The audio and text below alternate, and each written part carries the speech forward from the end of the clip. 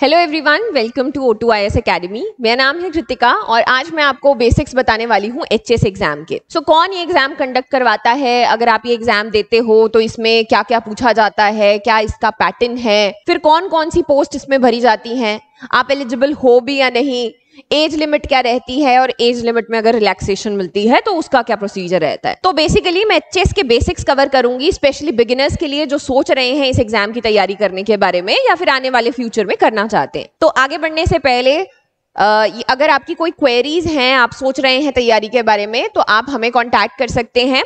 और अगर धीरे धीरे खुद ही करना चाहते हो तो टेलीग्राम के ऊपर हमें फॉलो कर सकते हैं, जहां पर फ्री स्टडी मटेरियल आता रहता है। देन इंस्टाग्राम जो है वो भी एक्टिव है if you have any kind of queries. अगर आप फुल फ्लेज प्रिपरेशन शुरू करना चाहते हो, you can download our mobile application. तो यहाँ पर जो है फ्रेश बैचेस चलते रहते हैं। तो चलिए शुरुआत करते हैं। सबसे पहले ये एचएस एग्जाम होता क्या है।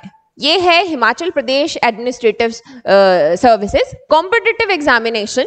कई जगह कंबाइंड कॉम्पिटिटिव एग्जामिनेशन भी लिखा होता है। तो बेसिकली एक बॉडी है Himachal Pradesh public service commission. ये एक बड़ा सा एग्जाम कंडक्ट करवाती है जिसके अंदर कुछ पोस्ट भरी जाती है। उसी एग्जाम को हम एचएस एग्जाम कहते हैं। अब ये हर साल होता है और इसमें अलग अलग नंबर ऑफ पोस्ट जो है वो अलग अलग रहते हैं।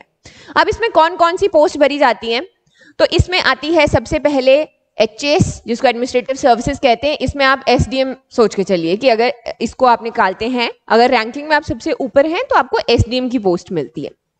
फिर इसमें और भी होती है, जैसे हिमाचल प्रदेश पुलिस सर्विसेज हो गया, तहसीलदार है, असिस्टेंट रजिस्ट्रार, डिस्ट्रिक्ट कंट्रोलर। ऐसे करके हर साल डिफरेंट पोस्ट भी आती हैं, या इनमें से जिसकी जरूरत है वो सरकार अपने हिसाब से निकालती है। लेकिन जो एचएस की है वो यहाँ पर रहती है। बाकी वेरी करती है, नंबर ऑफ पोस्ट जो है वो भी वेरी करती है। तो ये आपकी पोस्ट भरी जाती है। फिर आगे आ जाते हैं हम लोग एलिजिबिलिटी के ऊपर। तो इसमें पहली जो कंडीशन है वो है आप सिटीजन ऑफ इंडिया होने चाहिए, यानी कि सिर्फ हिमाचल के लोग नहीं, बाकी स्टेट्स के लोग भी इस एग्जाम को भर सकते हैं। आपके पास में बैचलर्स डिग्री होनी चाहिए, एक आपने बैचलर्स किया होना चाहिए किसी भी रिकॉग्नाइज्ड यूनिवर्सिटी से। जो बच्चे फाइनल ईयर में हैं वो भी अगर यहाँ पर उसमें अप्लाई करना चाहते हैं तो कर सकते हैं, बशर्ते ये कि जब तक मेंस आए, जब तक नेक्स्ट आपका इसका जो रिजल्ट है वो बहुत जल्दी आ जाए। आपके एग्जाम हो गए हैं, सिर्फ रिजल्ट नहीं आया है, तब आप इसको भर सकते हो यहाँ पे फाइनल ईयर में। तो आगे बढ़ते हैं हम लोग एज लिमिट। अब एज लिमिट भी इसकी साथ में है, वो है 21 साल से 35 साल तक। तो इसके बीच में आपकी एज होनी चाहिए। और उसमें भी एक डेट ऑफ रेफरेंस दी जाती है। डेट ऑफ रेफरेंस जो है वो इस तरीके से होती है, जैसे कि 2025 लगा के चलते हैं तो 1 जनवरी 2025 तक आप 21 साल के हो जाने चाहिए। अगर आपका बर्थडे इसके बाद में आ रहा है, जैसे 2 को भी आ रहा है, then also you are not eligible.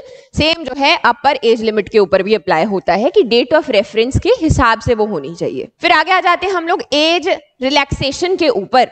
यहाँ पर जो सरकार है वो अपर एज लिमिट के ऊपर रिलैक्सेशन दी जाती है, लेकिन ये सिर्फ बोनाफाइड्स के लिए है। जो हिमाचल के ST, SC, OBC, persons with disability, children and grand children of the freedom fighters, सिर्फ हिमाचल के उन लोगों को 5 साल की एज रिलैक्सेशन दी जाती है, यानी कि वो 30-40 ईयर्स तक जो है इस एग्जाम को दे सकते हैं।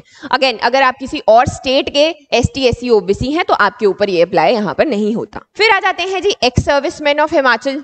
इनको यहाँ पर एक अलग से फॉर्मूला है, जो उनकी एक्चुअल एज है उसमें से सर्विस ईयर्स माइनस करके +3 यहाँ पर करना है। फॉर एग्जाम्पल जो उनकी एज है वो है 50 और उनकी 20 ईयर्स की यहाँ पर जो है सर्विस रही है +3। इस तरीके से उनकी जो एज है वो 21-35 के बीच में पड़नी चाहिए। तो ऐसे अप्लाई होता है। अब यहाँ पर पोस्ट जो है वो रिजर्व होनी चाहिए। रिजर्व का मतलब क्या होता है, जब भी आपकी नोटिफिकेशन आती है उसमें अलग से लिखा होता है कि जो अनरिजर्व्ड हैं उनके लिए इतनी सीट्स है, एसटी के लिए इतनी, एससी के लिए इतनी। वैसे ही एक्स सर्विसमैन की जो है वो भी वहां पर सीट होनी चाहिए। अगर नहीं है रिजर्व तो अगेन वो जनरल कैटेगरी में ही यहाँ पर जो एग्जाम है उसको अपीयर करेंगे। नेक्स्ट आते हैं नंबर ऑफ अटेम्प्ट्स। पिछले काफी सारे सालों से नोटिफिकेशन में मेंशन नहीं किया जा रहा है कि कितने नंबर ऑफ अटेम्प्ट्स होने चाहिए। तो जब तक एज अगेन 35 तक या फिर एज रिलैक्सेशन जितनी भी है, जब तक आप एज लिमिट है आपकी, तब तक आप ये एग्जाम दे सकते हो। फिर अब हम लोग बात करने वाले हैं इसके पैटर्न की, कि ये जो एग्जाम है ये किस तरीके से कंडक्ट होता है, क्या क्या इसमें प्रोसेस रहती है। आप ऑफिसर बनने वाले हो इसके बाद में, तो ये 3 यहाँ पर स्टेप्स में होगा। सबसे पहला रहेगा प्रीलिम्स। जो प्रीलिम्स हैं वो MCQ टाइप रहेगा, ऑब्जेक्टिव। फिर आ जाते हैं मेंस, ये आपका सब्जेक्टिव होता है, इसमें आप आंसर राइटिंग करते हैं। And then the last one is interview. यहां तक आते आते आपने ऑलरेडी काफी सारी पढ़ाई कर ली होगी, तो यहाँ पर आपसे जो सवाल हैं वो आपकी पर्सनालिटी के बेस पे ज्यादा होंगे कंपैरिजन में आपकी नॉलेज को लेकर, क्योंकि यहाँ पर आप ऑलरेडी 2 पड़ाव पार कर चुके हो। सबसे पहले जो प्रीलिम्स है इसके बारे में हम लोग बात करेंगे, जो है हमारी स्टेज 1। ये है आपका ऑब्जेक्टिव टाइप का पेपर जिसमें 2 पेपर होते हैं। अब इसमें छंटनी हो जाती है बेसिकली कि जो नॉन सीरियस लोग थे जिन्होंने नई पढ़ाई की थी वो भी बाहर निकल जाते हैं, कई लोग वैसे ही भर देते हैं, तो इसमें छंटनी हो जाती है जी। ये है आपका पहला पेपर, ये एक ही दिन में 2 पेपर होते हैं, एक होता है जर्नल स्टडीज का, एक होता है एप्टीट्यूड का। जर्नल स्टडीज, इनके सिलेबस की भी बात करूंगी, ये 200 नंबर का होता है और इसमें 100 क्वेश्चन होते हैं, दोनों में 100 क्वेश्चन होते हैं, एक क्वेश्चन 2 नंबर का होता है। और जो एप्टीट्यूड वाला पेपर है ये सिर्फ क्वालिफाइंग होता है, यानी कि आपने सिर्फ इसमें पास होना है, 33% मार्क्स लेकर आने हैं, ज्यादा नहीं करने हैं। ज्यादा करने क्यों नहीं है? क्योंकि इसमें नेगेटिव मार्किंग भी होती है, 1/3 नेगेटिव मार्किंग होती है। इसका मतलब है 0.66 मार्क्स जो हैं आपके हर एक गलत आंसर के लिए काटे जाते हैं। तो ये आपके सुबह शाम एक दिन में ये पेपर हो जाते हैं, जिसके बेसिस के ऊपर कट ऑफ आती है और फिर आपका लिस्ट में नाम आता है कि आपने ये क्लियर किया या फिर नहीं। तो ये आपका फर्स्ट स्टेज है। अब यहाँ पे अगर हम लोग सिलेबस की बात करते हैं तो प्रीलिम्स का और मेंस का सिलेबस ऑलमोस्ट सेम होता है, बहुत ज्यादा फर्क नहीं होता उसमें। एक गुड अमाउंट ऑफ पोर्शन जो है वो कॉमन होता है दोनों में, बस उसको जो क्वेश्चन पूछने का तरीका है वो डिफरेंट होगा।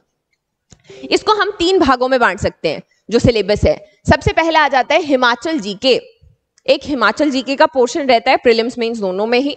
फिर आगे आपके करंट इवेंट्स जो आपके करंट अफेयर्स रहते हैं, नेशनल या फिर international. And then the last one is, इसको पोर्शन को हम बोलते हैं GS, जर्नल स्टडीज, जिसमें आती है history, geography, polity, economy, environment, science and environment. तो ये सारी की सारी चीजें आपकी इसके 3rd GS वाले पोर्शन में आती है। तो प्रीलिम्स में इसी में से क्वेश्चन आपके पूछे जाते हैं। फिर हम लोग बात करते हैं एप्टीट्यूड टेस्ट की। अब एप्टीट्यूड जो है उसमें आपको 33% ही मार्क्स लेकर आने हैं, इतना सा काफी है क्वालिफाई करने के लिए। इसमें क्या चीजें पूछी जाती हैं, तो बेसिक से आपके मैथ्स रहता है 10th लेवल का, डेटा इंटरप्रिटेशन हो गया, थोड़ी बहुत इंग्लिश आती है, अगेन 10th लेवल की आती है, decision making, reasoning, logical reasoning, इसके आगे ये बैठा है, इसके पीछे ये बैठा है, तो कौन, उस वैसे वाले रीजनिंग वाले क्वेश्चन रहते हैं। तो अगेन आपको 33 मार्क्स इसमें % मार्क्स लेकर आने होते हैं, ये इसका सिलेबस रहता है। फिर अब जो है आपकी कट ऑफ आ जाएगी, आपका एग्जाम जो है हो गया, उसी के बेसिस के ऊपर जो है लोग आगे जाते हैं सेकंड पार्ट के ऊपर, सेकंड स्टेज के ऊपर, जिसको हम लोग मेंस बोलते हैं। अब मेंस में जो है टोटल आपके ये 8 पेपर होते हैं, इनमें से एक तो हो गया आपका इंग्लिश एंड हिंदी, फिर आ जाता है एक एस्से का paper, journal studies 1, 2, 3 and optional के पेपर। एक एक के बारे में मैं बात करूंगी अभी। अगेन ये सब्जेक्टिव होता है और आपके कुछ दिनों के अंतराल में, 7 दिन के अंतराल में ये आपके पेपर होते हैं। फिर हम लोग सबसे पहले जो बात करते हैं इंग्लिश और हिंदी, ये दोनों ही जो पेपर हैं ये क्वालिफाइंग होते हैं, आपको इसमें पास होना होता है, 40% नंबर लेकर आने होते हैं, बहुत ज्यादा नहीं, बस 40% चाहिए, इतना सा काफी रहता है।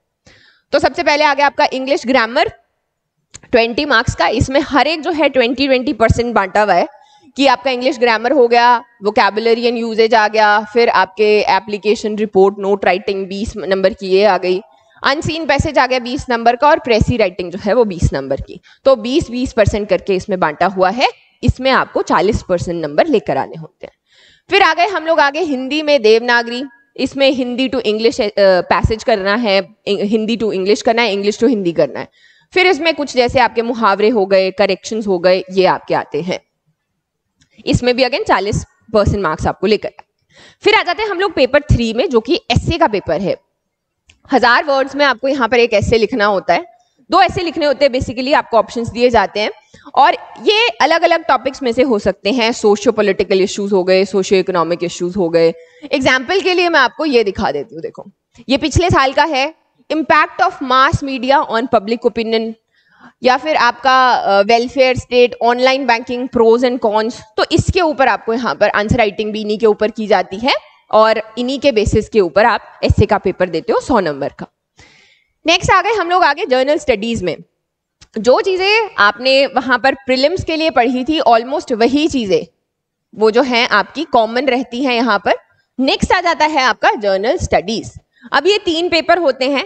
हिमाचल का जो सिलेबस है ना वो बहुत ही ज्यादा वेल डिफाइंड है, आप लिस्ट बना सकते हो, ऐसे बहुत अच्छे से डिफाइन किया गया है, तो ये इसकी जो तैयारी है वो आसान हो जाती है। अब आपने जो प्रीलिम्स के लिए तैयारी की हुई थी और जो आपने मेंस के लिए तैयारी की हुई थी उसमें एक बहुत बड़ा पोर्शन जो है वो कॉमन रहता है। हिस्ट्री, वही हम लोग बात करें कि हिस्ट्री, ज्योग्राफी, पॉलिटी, ये तो चेंज नहीं होगी, ये आपने ऑलरेडी प्रीलिम्स के लिए पढ़ा होगा। कुछ चीजें जो हैं इसमें ऐड की जाती हैं और उसके साथ में करंट अफेयर्स जो हैं वो ऐड किए जाते हैं और ये आपका मेंस के लिए हो जाता है जो जर्नल स्टडीज के पेपर है। फिर आता है ऑप्शनल। ऑप्शनल का मतलब होता है कि आपको इन 31 सब्जेक्ट्स में से कोई एक ऑप्शनल चूज करना है, उसके 2 पेपर होंगे। ये अलग अलग तरीका रहता है, उसके ऊपर मैं अलग से एक आपके लिए लेक्चर लूंगी कि कैसे ऑप्शनल चूज करते हैं। पर इसमें से जो है आप एक सब्जेक्ट चूज करोगे जिसके 2 पेपर होंगे। अगेन वो भी आपके आगे फाइनल मेरिट लिस्ट में यहाँ पर काउंट होंगे। ये हो गया। देन फाइनली आ जाती है आपकी स्टेज 3। अब आपने मेंस लिखा, उसके बाद एक और लिस्ट आई आपकी, उसके बेसिस के ऊपर आप इंटरव्यू में चले गए। इंटरव्यू में ऑलरेडी आपकी एक ऑफिसर लाइक पर्सनालिटी को चेक किया जाएगा रादर देन आपकी नॉलेज को। आप इतना सारा पढ़ चुके हो प्रीलिम्स मेंस के लिए ऑलरेडी, यहाँ पर आपकी पर्सनालिटी को देखा जाएगा कि एज अ ऑफिसर आप किस तरीके का परफॉर्म करेंगे, और ये आपका यहाँ पर 150 नंबर का रहता है। उसी के बेसिस के ऊपर आगे जो लिस्ट आती है उसमें ये एडअप होता है। अब अगेन जो टोटल मार्क्स हैं उसमें हिंदी इंग्लिश वो क्वालिफाइंग थे, वो काउंट नहीं होते। आपके जो ये है एंड दिस वन, इनको ऐड करके यहाँ पर आगे लिया जाता है। इसी के बेसिस के ऊपर जो रैंकिंग है वो आती है, रैंकिंग के हिसाब से आपको पोस्ट मिलती है। तो इस तरीके से आपका ये पूरा प्रोसेस रहता है। इसके बाद में आप जो है रैंकिंग के बाद में अपनी ट्रेनिंग के लिए जाते हैं और उसके बाद में आपकी पोस्टिंग होती है। तो ये एचएस का एग्जाम है। अगर आपके कोई भी डाउट्स रहते हैं you can download our mobile application, यहाँ पर नंबर भी दिए गए हैं, इन पर भी आप पूछ सकते हैं। उसके अलावा अगर नहीं तो आप मुझे फॉलो कर सकते हैं ट्विटर पे, इंस्टाग्राम पे। I post a lot of things, कोई भी नई नोटिफिकेशन आ रही है कैसे क्या करना है तो आप बिल्कुल यहाँ पे कर सकते हैं। Thank you so much for watching.